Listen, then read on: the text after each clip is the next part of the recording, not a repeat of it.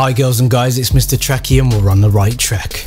The Call of Duty World War II beta has come to a close for weekend 1, and it's safe to say that the game seems to be well received, although it's had its criticism from the Call of Duty community. I spotted a tweet today. I've literally just saw this tweet and I'm making a video straight away. I was that impressed. I'm very impressed with how Sledgehammer has opened the door for criticism and have done their absolute best to try and resolve this. Looking at this tweet, if we actually go to the main page, you'll see a list of things that they are working on that has been given to them as feedback from the community. Now, it's safe to say that these guys definitely look as if they want this game to succeed, and it is really nice to receive that survey and take part and see that what you have voiced is potentially going to be a reality for week number 2. So I'll read out some of the things that really caught my eye that I stated in my previous video that I done yesterday. Also, there are a number of features and adjustments that we are still working on to optimize for launch, as well as some things we want to test further based on your feedback. These include adjusting the domination kills to 100 points from 50. Now, I know that was a subject that rattled many a cage for people in the Call of Duty community, and I'm not quite sure what the suggestion was for that being that, or whose idea it was for the points to be 50 points, but it was obviously a bad idea, and it's going to be improved for the future, more than likely for weekend 2 from what I'm reading. It looks like they're going to increase the TDM in match score to 100. I literally tweeted about this yesterday and I also stated it in my video. So I personally feel myself as if my feedback has been taken on board and I've been personally listened to. Now, this is going to be great for relations between Sledgehammer and the community, because I know this was a concern for a lot of people. Hit feedback improvements. This is another point that I made yesterday in my video, so it's great to see that, including better audio and more obvious headshot indicator. Now, I know Thunder mentioned this and it was something I forgot to mention yesterday as well, is you don't hear any hit marker detection really, and I suppose that's why a lot of people feel like the hit detection's off, because you can't actually hear when you're getting hit markers in the game, which is fair enough.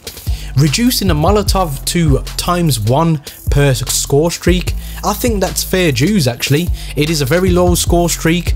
It's almost like the RC car of World War II, and I don't believe that 3 is justifiable on a 3 kill streak. It will get rather annoying. So Sledgehammer, once again, thumbs up on that one.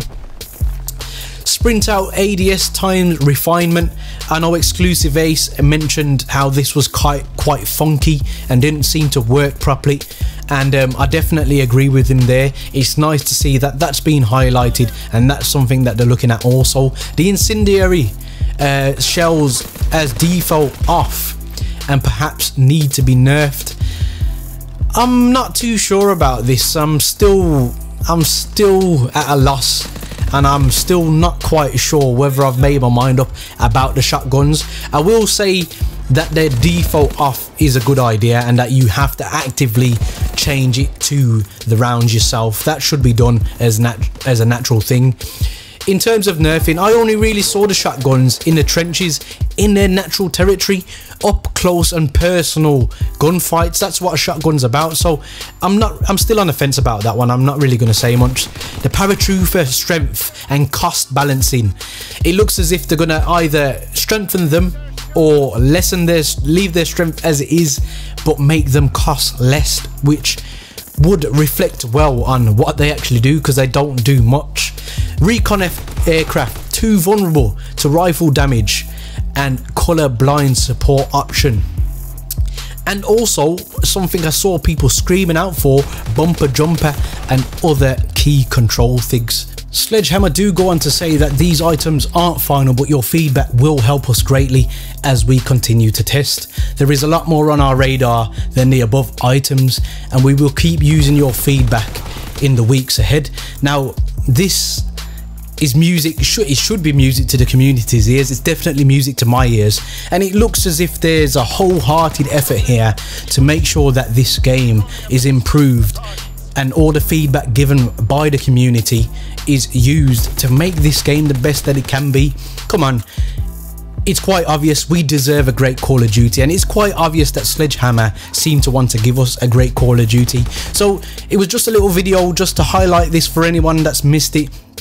Definitely great news for the community, and I'm looking forward to seeing what is improved in the weekend 2 of the beta. It's looking great, and I'm almost feeling like November's really far away now all of a sudden. So guys, I just wanted to bring this to your attention. It's great for the community, and this is great to see in black and white on a screen.